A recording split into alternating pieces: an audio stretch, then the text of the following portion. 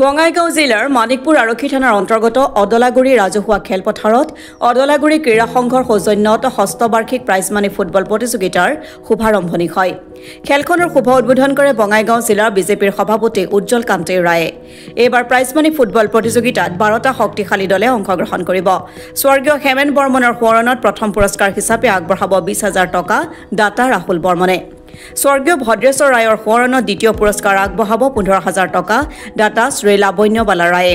স্বৰ্গীয় চহীন পাঠক আৰু স্বৰ্গীয় শ্ৰীমন্তী পাঠকৰ সোঁৱৰণত তৃতীয় পুৰস্কাৰ আগবঢ়াব 10,000 টকা দাতা শ্ৰী গগন পাঠক আৰু অঞ্চলী ৰায়ে।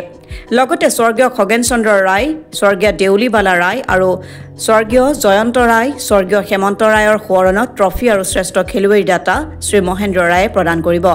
উদ্বোধনী খেলখন ফেহুৰাখোৱা লাচিত সংঘ বনাম বিজনীৰ চান্তাল ব্ৰাদাৰ্ছ অৱ চিৰ মাজত অনুষ্ঠিত হয়।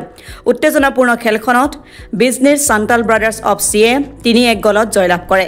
বৃহস্পতিবাৰে এই গাম্ভীৰ্যপূৰ্ণ খেলখনত আশাব্যঞ্জক খেল প্ৰেমীৰ অংশগ্ৰহণে অধিক আকৰ্ষণীয় কৰি তুলিলে।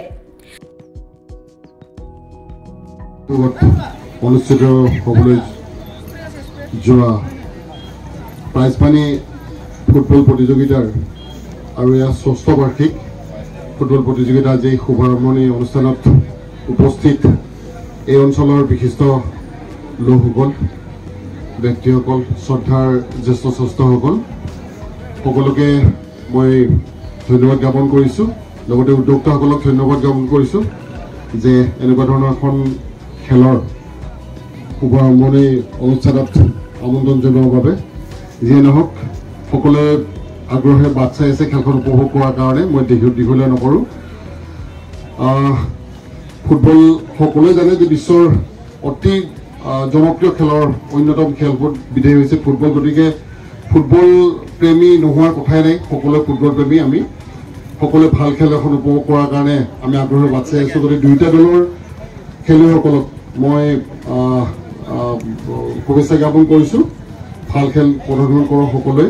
হৰা জিকা থাকেই, তাৰ মাজতে আমি যিমান পাৰোঁ আমি ভাল ফুটবল খেল প্ৰদৰ্শন কৰিব লাগে।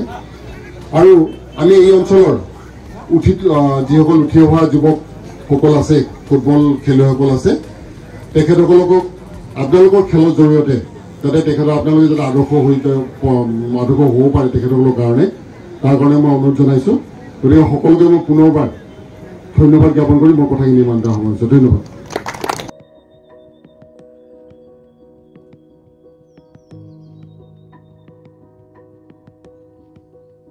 মানিকপুৰৰ পৰা আব্দুল সুবাহান আলীৰ ৰিপৰ্ট, অসম টুডে।